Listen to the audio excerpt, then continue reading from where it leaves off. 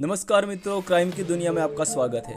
और क्राइम की दुनिया में आज हम बात करेंगे ऐसी वारदात की जिसने सालों तक देश में चर्चा जगा रखी थी। एक ऐसी वारदात की जिसमें पीड़िता 42 साल तक जिंदगी और मौत के बीच तड़पती रही। एक ऐसी वारदात की जिसमें अपराधी बलात्कार की जगह डकैती और मारपीट के केस में कुछ सालों तक ही जेल गया और बाद में छुटकर खुलेआम घूमने लगा। जी हाँ दोस्तों, नमस्कार। मैं बात कर रहा हूँ अरुणा शानबाग।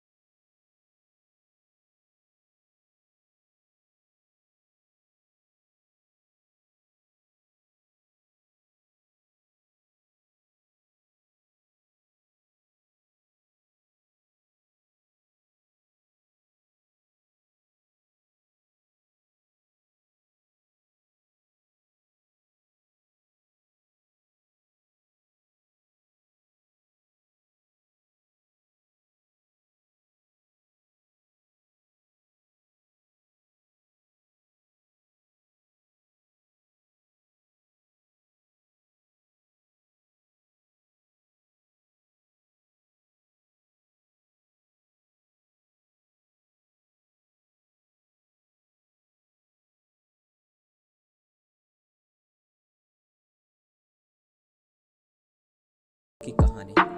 अरुणा शानबाग पर बेरहमी से यौन उत्पीड़न करने वाला अपराधी था सोहनलाल बरथा वाल्मीकि।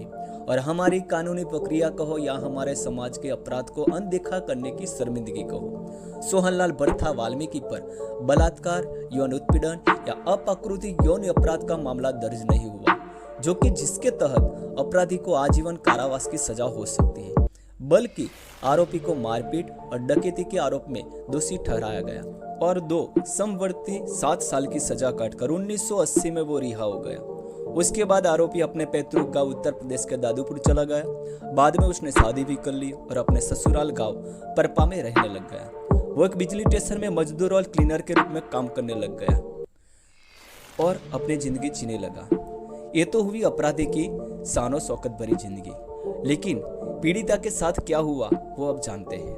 अब बात करते हैं अरुणा शानबाग के साथ बाद में क्या हुआ। हमले के बाद मुंबई की नर्सें हड़ताल पर चली गई। 1980 में ग्रेटर मुंबई नगर निगम यानी कि बीएमसी ने शानबाग को किम अस्पताल से बाहर ले जाने का 2 बार प्रयास किया, ताकि वह 7 साल से जिस बिस्तर पर थी उसे खाली कराया जा सके और किसी और दर्दी के लिए वो बिस्तर काम आ सके। लेकिन केएम नर्सों ने विरोध प्रदर्शन किया और बीएमसी ने वो काम रोक दिया। बेरहमी से यौन शोषण किए जाने पर अरुणा के दिमाग में ऑक्सीजन और खून की कमी हो गई और वह कोमा में चली गई। उसी दौरान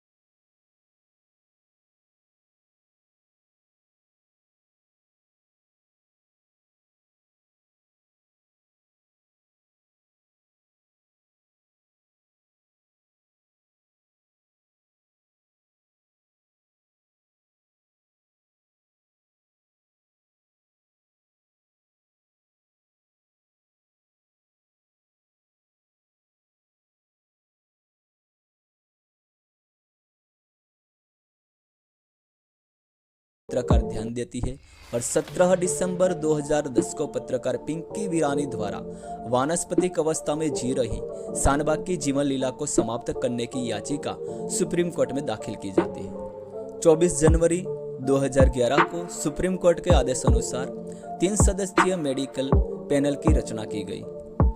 पैनल ने सुप्रीम कोर्ट को बताया कि शानबाग स्थायी वानस्पतिक अवस्था में होने के अधिकांश मानदंडों को पूरा कर सकती है। 7 मार्च 2011 को सुप्रीम कोर्ट ने इच्छा मृत्यु पर व्यापक दिशा निर्देश जारी किए, जिसके तहत सुप्रीम कोर्ट ने बताया कि जीवन समर्थन बंद करने का निर्णय माता पिता, पति पत्नी या अन्य करीबी रिश्तेदार द्वारा लिया जाना चाहिए या उनकी अनुपस्थिति में अगले दोस्त द्वारा लिया जाना चाहिए। यह जानना जरूरी है कि सुप्रीम कोर्ट ने शानबाग की इच्छा मृत्यु की याचिका दाखिल करने वाली पत्रकार पिंकी वीरानी को भी शानबाग की अगला दोस्त मानने से इनकार कर दिया और ये कहा कि 38 साल से दिन रात अरुणा की देखभाल कर रहे केईएम अस्पताल के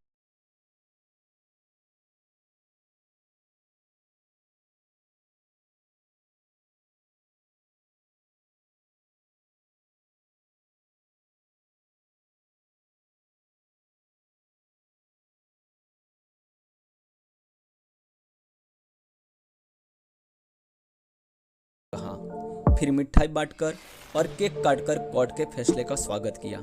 यह मानवता दोनों तरफ थी, लेकिन अस्पताल के स्टाफ ने 38 साल से बिस्तर पर ही रहने वाली शानबाग को इतने सालों तक एक खरोच या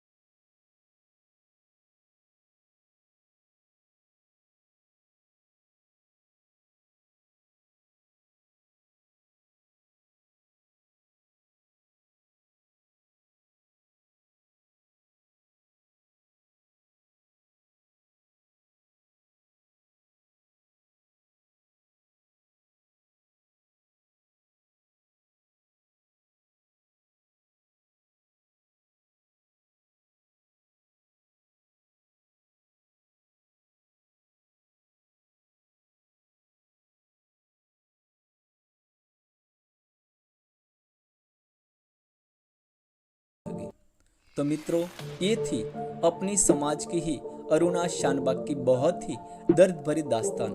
अगली बार आपके सामने लेकर आएंगे ऐसी ही और एक गमगीन, दर्द भरी और सोते समाज को जगाने वाली एक और वारदात। जय हिंद, जय भारत, नमस्कार।